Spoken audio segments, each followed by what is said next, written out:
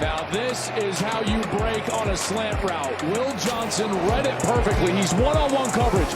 Watch how quickly he breaks right when he sees the foot in the ground from Purdue. He takes off into the inside and beats the wide receiver of the ball. All Sheffield can do then is become a defensive back and tackle him. And now that's 2 interceptions for the young Will Johnson. Hey, what's going on, everybody? Welcome into the Joel Klatt Show. I am Joel Klatt, and this one is going to be a great one. We got so much to get into. Obviously, Michigan took care of business in that Big Ten championship game that Gus and I called on Saturday night. They're heading to the playoff, and the committee gave us on Sunday, yesterday, the top 4 teams in the country, and so we know who is going to the playoff. First and foremost, folks, follow the show, subscribe to the show at Joel Klatt Show. You can follow me on Twitter at Joel Klatt, on Instagram at Joel_Klatt, because all of this week we've got great stuff going on. We got coaching hires, which I'm definitely going to get into a little bit today, and you know which one I'm going to be talking about today. But first and foremost, we've got to get into these playoff rankings. So all year we build up to this point. We finally get those rankings kind of come, early November, and you know how I feel about them. You know how I feel about the system. And so it begs the question, did the committee get the 4 teams right? And this is what they gave us. Georgia, number 1, Michigan, number 2, TCU, 3, and Ohio State, 4. Based on the resumes and the cases made by every one of these teams, yes, the committee obviously got it right. I said that this was going to be the order on Saturday night, and this is exactly the order that we all expected, at least those of us that were based in some amount of reality. It was an interesting year, and the committee, in the end, had a very easy selection to make. There were only 4 teams in the country that were either undefeated or only had 1 loss in the Power 5. And so here we are. And they had it a bit easy, even in a year in which 3 of the champions in the Power 5 weren't even really close to the playoff. So normally that would present some chaos, but really when you look at the cases and when you look at the resumes of the final 3 teams that were trying to vie for playoff spots, 2 spots, 3 teams, they got the 2 right. The first thing that I'll say is that when you look at Alma, Ohio State, and TCU, are any one of these resumes light years better than the other? Yeah, probably not. Okay. Now, are any of them without flaw? Nope. They all have a flaw. Okay. So we're operating under some common ground. And then the next truth that you have to realize about this entire system, and it's something that I've been saying for a long time, is the fact that there's no set criteria means that this is going to be somewhat of a gray area. So we've got to walk through it, and you've got to piece through all the details of these cases made by these 3 teams. Everyone wants to say, not everyone, I shouldn't say that. I just say, there are some that say, you have to take the 4 best. You have to take the 4 best, period, end of story. Let's go to the Vegas odds. I disagree with that. There are some that say you just have to go with the 4 most deserving. Well, it's a bit more nuanced than that, obviously, with the system that they gave us. I've argued for a long time that it should only be conference champions that are allowed to go.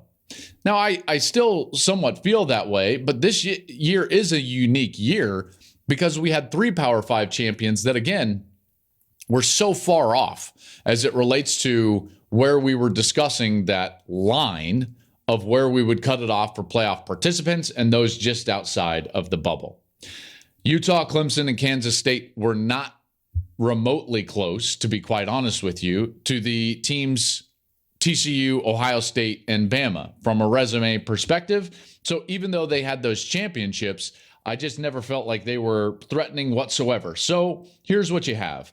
You have Alabama trying to make a case based on their history, based on their quality losses, and maybe the fact that their quarterback was injured in some of the games that they didn't play well. You have Ohio State trying to make a case about the fact that for 11 games, they were one of the most dominant, most complete teams in the country. They won those 11 games by double digits, the only team that could say that, before finally getting beat, this time at home, not great, against Michigan, in which Michigan went away. Now, they would try to hang their hat on the fact that it was basically an 8-point game with 7 minutes and 20 seconds left. It was a 4-point game late into the third quarter when they didn't execute a fake punt that was called from the sideline, not executed on the field. All those are, just like Alabama's case, excuses. Why? Because their resumes are flawed. Then you get to TCU, and this is a team that, well, was basically a foot away from a Big 12 title and a 13-0 season. I think that the committee is always going to take, at this point in the rankings, the path of least resistance, and they did it again. Okay, and again, that's not a knock. It's just that it generally can play itself into a point where they have some obvious ways to go, some paths to take, in order for it to not be just a total sham. All right. So now that we say that, do I think they got it right? Yes, for the most part, I think that they got it right. Let's get through these top four and then the fifth team that was just on the outside looking in. So let's start with Georgia. I want to talk about Georgia for a moment. Georgia's been the best team in college football for the better part of 18 months. All right. You cannot argue about that. I believe they're 31-1 in their last 32 games after really dominating an LSU team in the SEC championship game, scoring over 50 points. This is one of the things that I think has been new this year, is that this Georgia offense has more confidence. Their defense is good, yes, probably not quite as dominant of what they were a year ago. Remember, this is a defense a year ago that only gave up 20 or more points one time. They did that in the SEC championship game when Bama kind of got after them in a game in which Georgia did not need to win. They did not give up over 20 in any other game. They've already given up 20 or more points this year 4 times. Not saying that their defense is bad. It's just not quite as dominant as what it's been in the past, in particular last year. Of the 4 possible teams that you're looking at in the top 4, they're clearly a number 1 team because of what they've done over those last 18 months. So then you start looking at, well, who do we want to play? We've earned the right to be the number 1 seed. Who do we want to play and where do we want to play? Well, it's very clear where they want to play, and they'll play in the Chick-fil-A Peach Bowl right there in Atlanta. But then you have this question that you just started to ask yourself as last week was playing out. And you think to yourself, okay, of the 4 possible teams that they were going to play, see, I never thought Alabama was going to get themselves all the way into the mix, and that's exactly how it all panned out. So Georgia really, during the course of last week, they had 4 teams that they would potentially be matched up with in their semifinal. It was Michigan, Ohio State, TCU, or USC.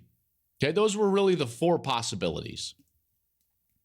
You can make an argument that of those 4, the toughest matchup for Georgia is Ohio State. So you can make an argument that as a champion and a number 1 seed, the week went about as poorly as it could have for Georgia. Save for them actually losing to LSU and not getting to take home an SEC championship, they've got to face the toughest possible opponent that they could have from those 4. Now, why would you say that Michigan's not as tough of an opponent, Joel? Well, that's a good question, because Michigan did beat Ohio State. The difference, though, is that Michigan is a team that plays a very similar style of football that Georgia does, whereas Ohio State plays a style of football that Georgia, at least in the last 32, is the one style that actually gave them problems. And that was in the loss to Alabama last year when they had John Mechie and Jameson Williams, and they were able to throw the ball down the field. That's really what hurts this Georgia team. Now, can Michigan do it eventually in a potential championship game? We'll have to wait and see how J.J. McCarthy continues to mature. But of those 4 teams, maybe Max Duggan with Quentin Johnston, but certainly with the roster that Ohio State has, and C.J. Stroud and Marvin Harrison Jr. and Emeka Egbuka, this is the team that I think is the toughest matchup for Georgia. So being the number 1 seed got them what? The toughest possible matchup that they could have gotten leading into these playoffs. That leads us to number 2, Michigan. This Michigan team has put themselves on a really elite pedestal, and good on them. That game, obviously, on Saturday night didn't mean much. I thought before kick, I was telling teams, in fact, a couple of the coaches for Michigan said, well, what do you think? And I said, well, I don't really think it matters what happens tonight. You guys are going to be the number 2 seed. TCU had already lost. I have already made up my mind before this weekend's games that Ohio State was going to be ahead of Alabama. And it's not just me, by the way. The committee did. The committee decided that Ohio State was going to be ahead of Alabama.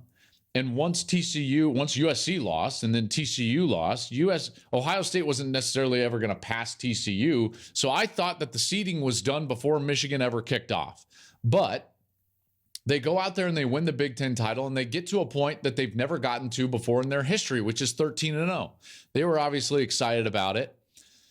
But I will tell you that this Michigan team, even during the course of this season, has evolved a little bit. Michigan's 25-2 since the start of last season. That's the second best record to Georgia in all of college football. And yet we've seen different styles from them, albeit little nuances, okay? You're not going to see a drastic change in their style, but a little bit of difference. You see, when Blake Corum was their running back, before he got injured, I kept saying all year on this show, and I know that you guys that listen to Michigan fans, thank you for all the kind words during the course of the weekend in Indianapolis. But you kept asking me, like, how about our seventh gear now? And the reason that they would say that is because I said all year, Michigan has a great fourth and fifth gear, but I don't know if they can go to sixth or seventh gear like Ohio State can, because I've seen Ohio State kind of go to the stratosphere.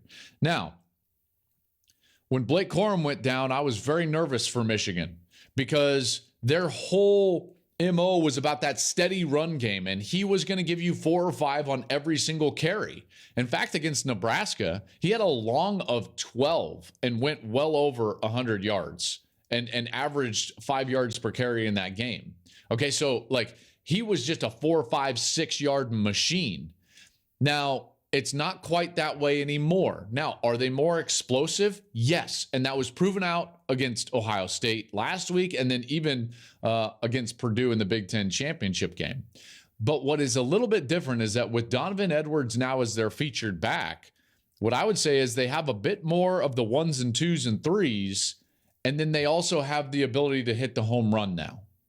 So it's a little bit more inconsistent, although in the end, you look up and it's like, well, they do what they always do. Yeah, but it just feels a little bit different because Purdue was actually stopping them for a time on some 1s and 2s, you know, and forcing J.J. McCarthy to make plays with his legs and his arm. He did, by the way, and he continues to grow and play much better at the quarterback position. But this is a team now that needs that to be a little bit more aggressive with J.J. McCarthy. Now they need some of those explosive runs from Donovan Edwards because they're not just going to methodically go down the field with the 4s and 5s and 6s that they did with Blake Corum. So their offense, although not drastic, has changed a little bit. Defensively, they haven't necessarily evolved, but I think they've just, I would say, come into their own. I've said for a long time during the course of this year, hey, this defense might be better than a year ago. And the statistics bear that out, by the way. They're better in most categories than they were a year ago. And it's hard for people to really wrap their heads around that. And the reason is that you can clearly look at the personnel last year and say that the personnel last year was superior to what they're playing with this year. Aiden Hutchinson was a top 5 pick on the defensive end outside linebacker.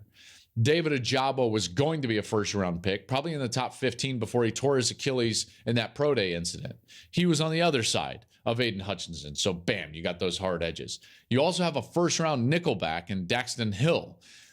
It was a very, very good defense, obviously. Now, statistically, they've actually taken a step up.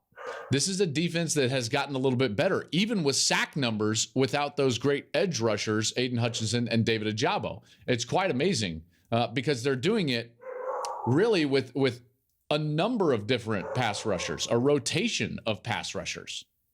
And to me, that's been more oppressive.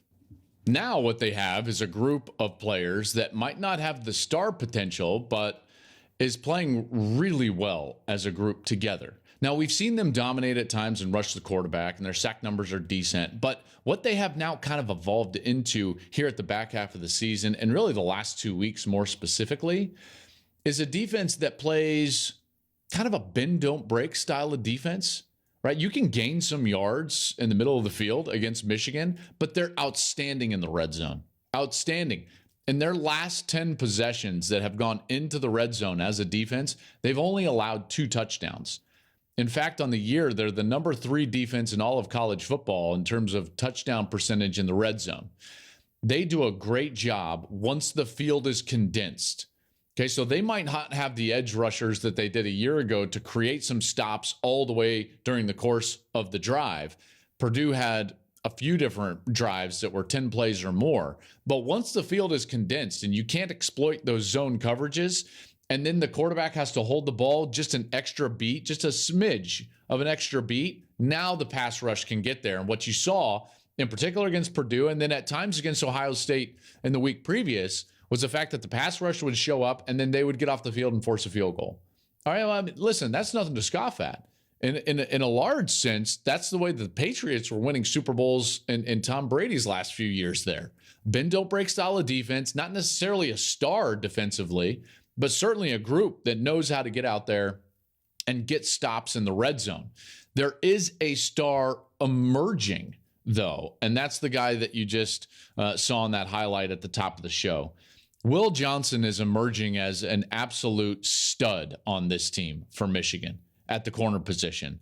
And he's now their best corner. He's probably the most talented defender. And when you look around the team, what you see is a lot of first or second year players that are the best players on the team. Donovan Edwards and J.J. McCarthy, Colston Loveland at tight end, Mason Graham on the interior of the defensive line and defensive tackle. Will Johnson was in there. Rolder, the linebacker, he gets in there. There's a lot of those types of players out there, young cats that are playing really well.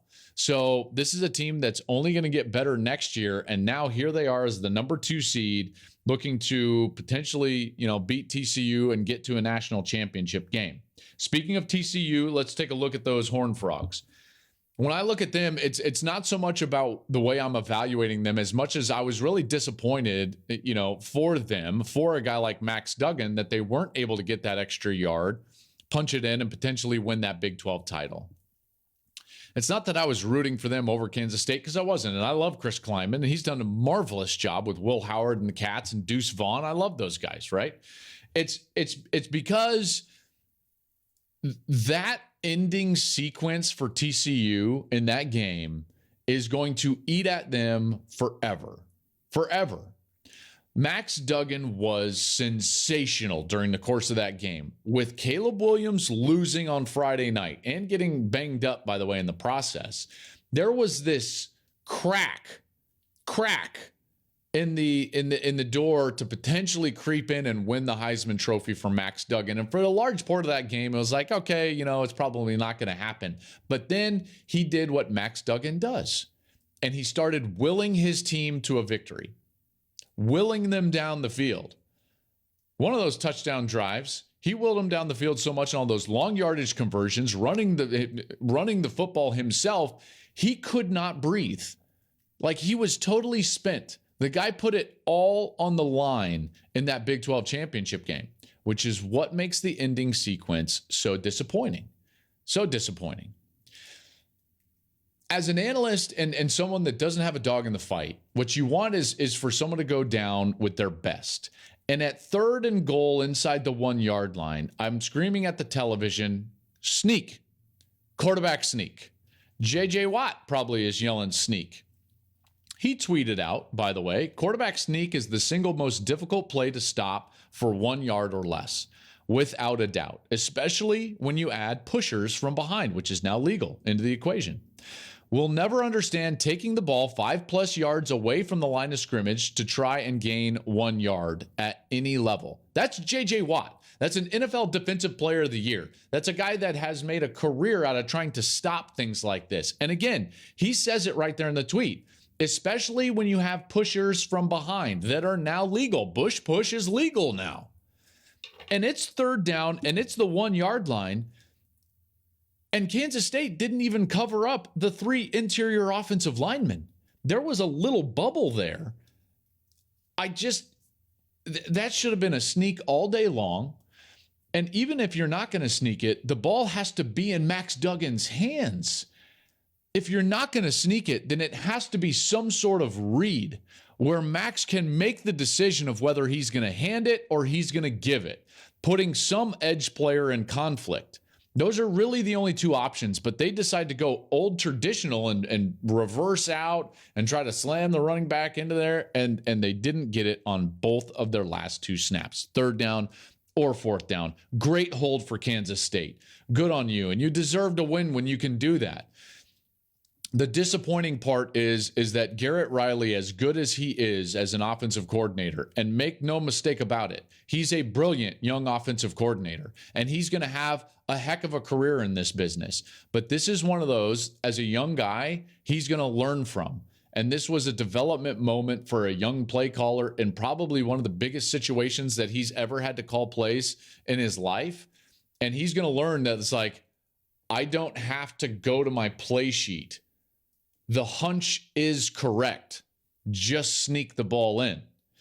And the fact remains is that Max Duggan willed his team back into the game, willed his team to overtime, and then didn't have an opportunity to win it.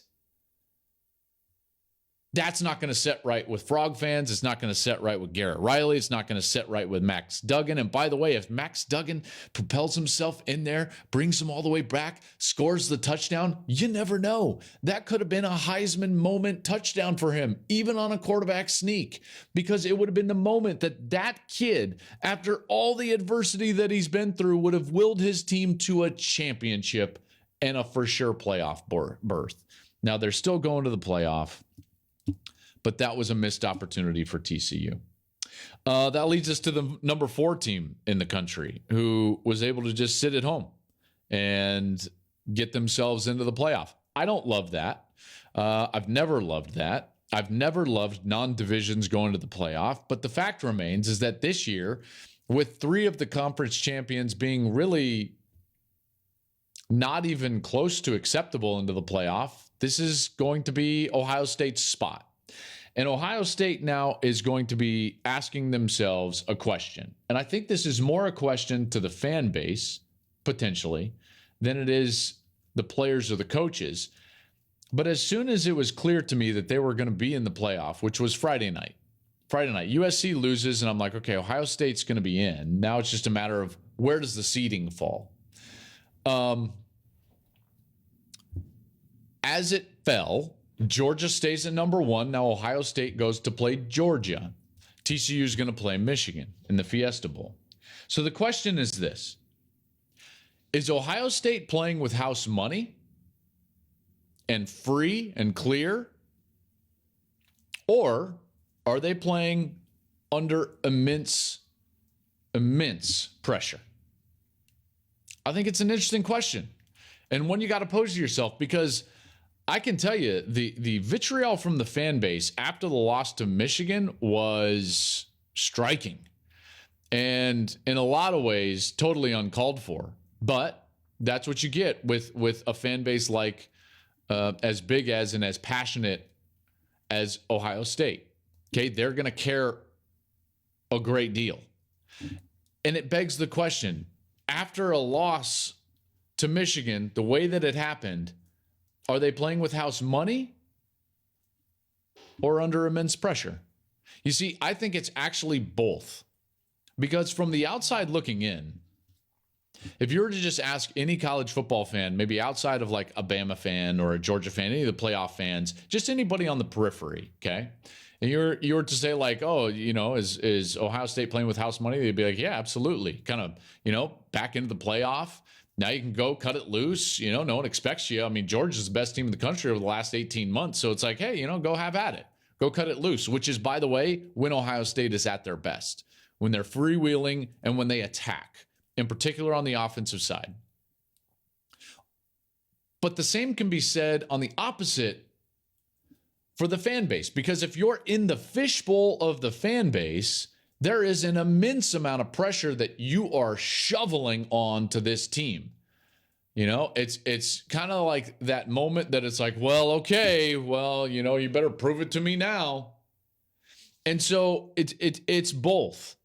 And Ohio State's charge, Ryan Day's charge during this break and this preparation time up until they go down and play Georgia in Atlanta is going to be, can you get to a spot Can you get to a place, both with the game plan and with your approach, where you're cutting it loose and playing free? Because that's when they play their best football.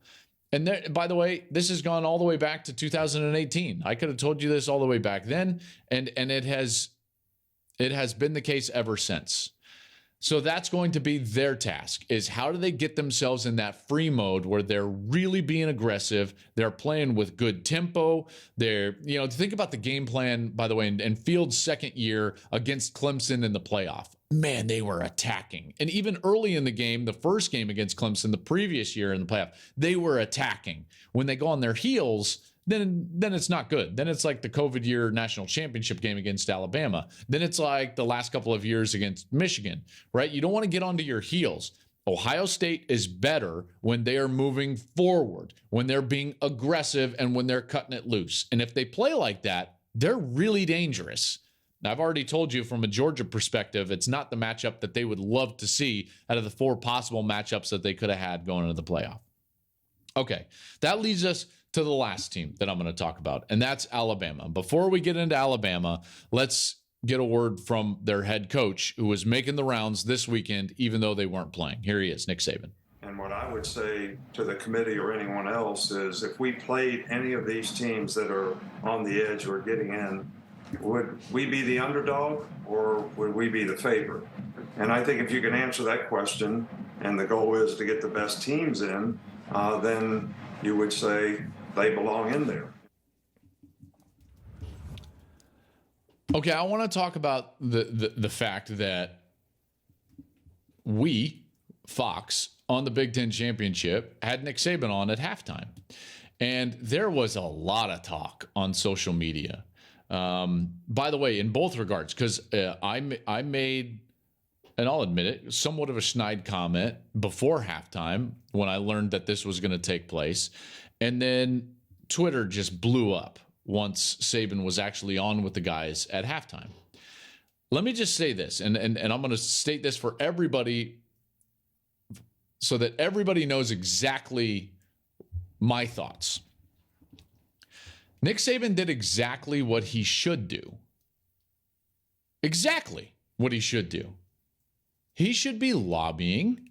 He should be presenting the best case for his team.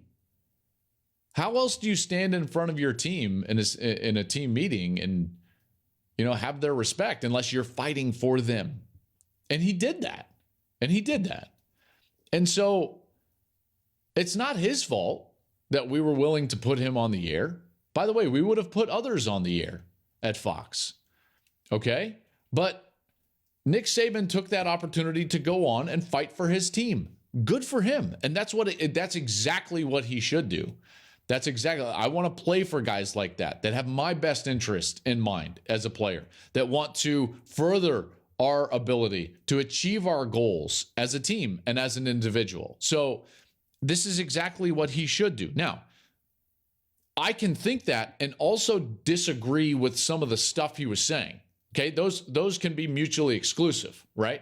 So he made basically, well, before I get to his points, let me just also say this. The reason I made the snide comment before halftime wasn't because it was Alabama and wasn't because it was Nick Saban. I believe Nick Saban is the greatest college football coach that has ever lived. I believe this dynasty that he has built at Alabama will never be equaled, ever, ever. What he has done at Alabama is totally unprecedented, will never be equaled, and this is the best program in all of college football. Georgia might be the best team for the last 18 months. Alabama's been the best for the last decade and a half. Okay, so this is the preeminent program. I have an immense amount of respect for Alabama and what they do and how they recruit and how they go about their business. Do you know why? Everything is about winning championships, which is exactly what this interview was about. If they want to have the opportunity, it's like, hey, would you take Coach Saban on at halftime? Well, we're a television and entertainment business. We're like, well, absolutely. He's the GOAT. We'll take him. And what's he going to do? Fight for his team. Why? Because that's what Alabama does. They fight for championships. That's why they're in this position where they're the greatest dynasty that we've ever seen in the history of college football. Now, having said that, I hate a system in which any coach for any team has to lobby in a week in which he's not playing. So when I say, like, and I guess Coach Saban's going to come on and, I don't know, lobby for his team, I guess. Good for him. It's nothing about Alabama, and it's nothing about Nick Saban. It's about the system. The system sucks in a lot of regards, right? So, like, I can be totally, have total disdain for a system that allows for lobbying and not have disdain for a program. In a lot of ways, I love Alabama. They're the Michael Jordan of the modern era of college football. I love greatness. We all should love greatness. Why? Because no one can be great unless they look at something and say, I want to be like that. Someone has to set the bar of expectation, and Alabama has done that. Having said all of that, so you know my genuine feelings out there, all you Tide fans that think I hate the Tide, couldn't be further from the truth. I have an immense amount of respect for the Tide and Nick Saban. I disagree with his 3 points that he made in the interview. Let me just go through the 3. Number 1, he brings up, like you heard in the clip, Vegas. All right, well, I'm sorry, but I believe he was an 8-point favorite against LSU, right? And that didn't prevent them from losing that game. So that's just not an argument. I understand he's trying to fit it in the box of we're just taking the 4 best. But as I told you before in the show, there is a gray area, and we know there's a gray area, okay? So you can't just say Vegas, Vegas, Vegas. I'm sorry. That's not how this works. Why would we play any game if we were just going to go by the metric of Vegas? Then he started to talk about the losses. And yes, they were close losses to good opponents in really tough environments. But do you really want to live in a world in which the main argument that you would use as a team to get into the playoff is, hey, our losses are great? Now, I don't love that world either. I don't think anybody does. Wouldn't you much rather say, okay, what did you do rather than what did you not do? So what did you do? Well, you didn't beat a team that was ranked any higher than Texas. TCU also beat that Texas team. They also beat Kansas State earlier in the year. Ohio State also beat Penn State on the road. You get what I'm saying here, right? So, like, you're chipping away at these and you're like, is Vegas really a metric? Well, absolutely not. Do you really want to live in a world where we're just saying my losses are great? Clearly not. And you had 2 of them, by the way, and the other teams only had 1. And then the last one, he talked about the injuries to his team. TCU is basically playing with their backup quarterback all year, Coach Saban. I know he played great, but he wasn't the starter initially. So could you be doing this with Bryce Young's backup for the entirety of the season? By the way, the Biletnikoff favorite and maybe best player in college football at the beginning of the season was Jackson Smith and Jigba, which Ohio State has not had for the entirety of the season. You get my drift, right? So, like, that excuse only goes so far. Did Nick Saban do exactly what he should do? Absolutely. Do I disagree with his argument? Yes. Yes, I do. All right, so that'll do it for kind of my playoff take. We'll do a lot more content, by the way, during the course of the next weeks and months leading up to those games, obviously the Peach Bowl and the Fiesta Bowl. But I've got to get to the Deion Sanders hire. Deion Sanders coming to Colorado. This was his introductory press conference. I have one of the best coaching staffs assembled, some of the best scouts, some of the best kids that we're recruiting, and commitments already coming on the way as I speak. And now that I've gotten here and I see it, and I understand it, Rick, and I can grasp it, and I can touch it, and I can feel it, and I can taste it, I truly understand what you want. All you want is an opportunity to win, to compete, to dominate, to be amongst the elite, to be amongst the best. And darn it, I'm going to give you that.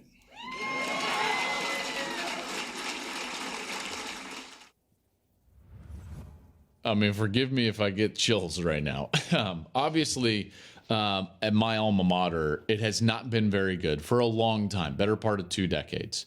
And now Colorado takes a giant swing in the coaching carousel and hires Deion Sanders. And I have told you before on this show, and I will reiterate this point. There is no more important hire at any university than the football coach. Period.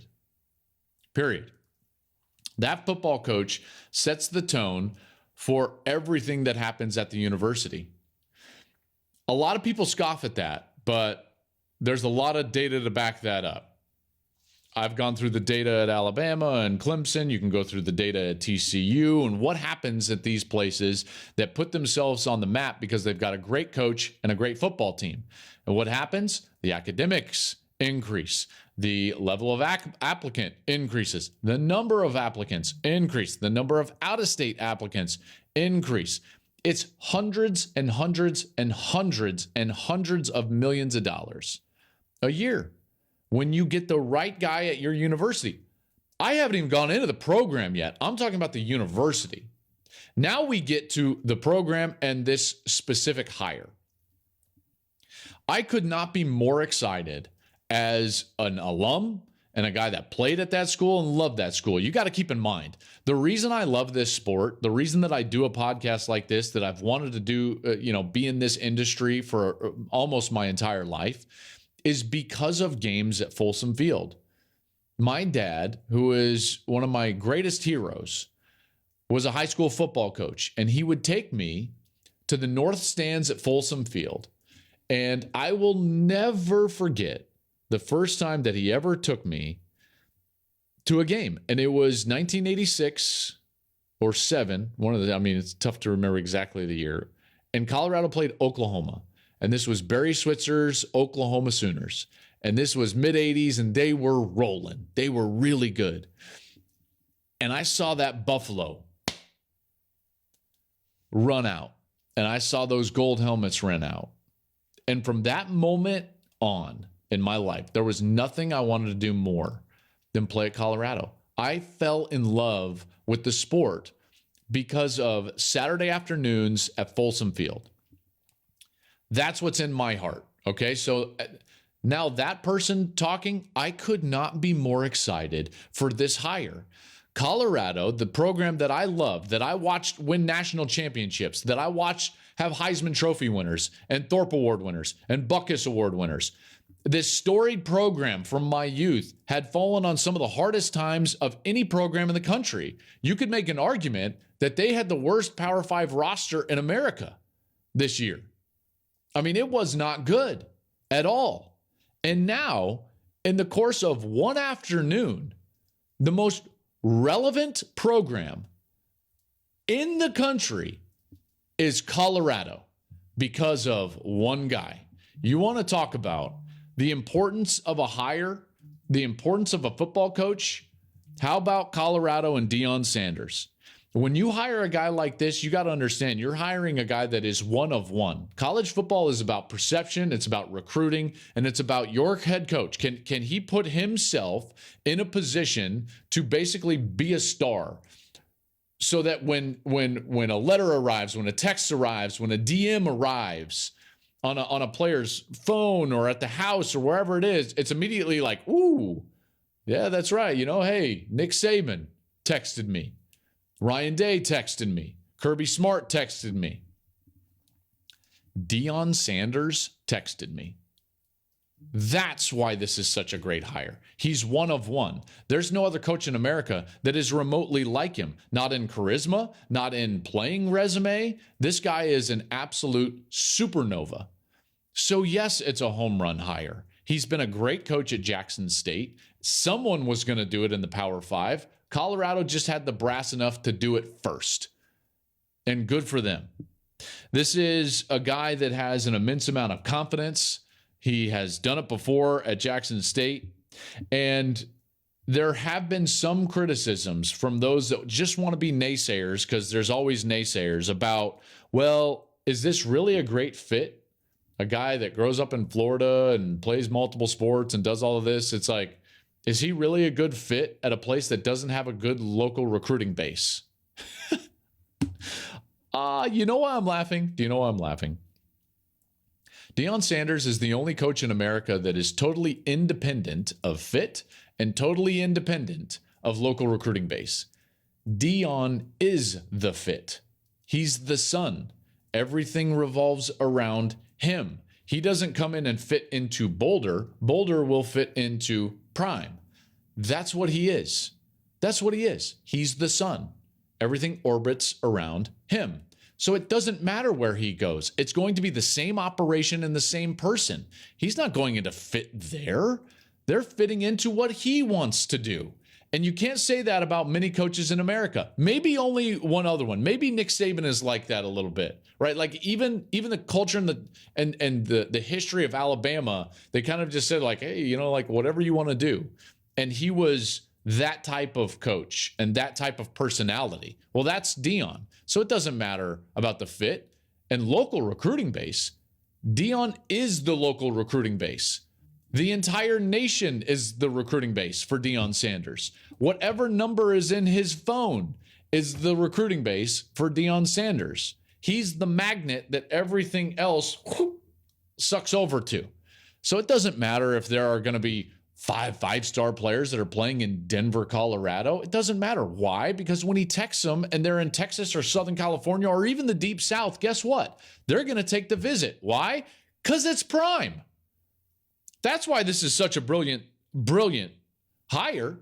Colorado put themselves on the map in college football in the same year in which they went 1-11 and largely had one of the worst teams in the Power 5. They did it by hiring a guy with an immense amount of character and swagger and integrity and charisma. He's one of one. Every kid in America will answer his DMs, and he's done it before. He's undefeated at Jackson State. As you can tell, I'm very excited about this. This guy is totally independent of fit and local recruiting because he is the fit. He is the recruiting base. Where does Deion Sanders recruit? Wherever he wants. That's the point. Couldn't be more excited. All right, that's going to do it for us today. There was a lot to get into, I know. All the college football playoff. Deion Sanders, new head coach at the University of Colorado. And we'll be back on Wednesday. We'll try to get up on all the news and notes now as we the games are obviously waning, if you will. So we'll try to get you all up to speed on coaching moves and everything during the course of the week. We'll be back on Wednesday. We'll be back on Thursday. Remember to follow the show, subscribe to the show at Joel Klatt Show on all the social medias. Subscribe, rate, and review our show if you would. I'm so thankful that you've been loving what we have been putting out there. We've got a great team of hardworking individuals that does this every single week, and I just thank them from the bottom of my heart. And we'll be back on Wednesday. We've got a playoff, folks. So here we go as we're hurtling through December. We will continue to look at that playoff and see what's going to pan out while Deion recruits the country.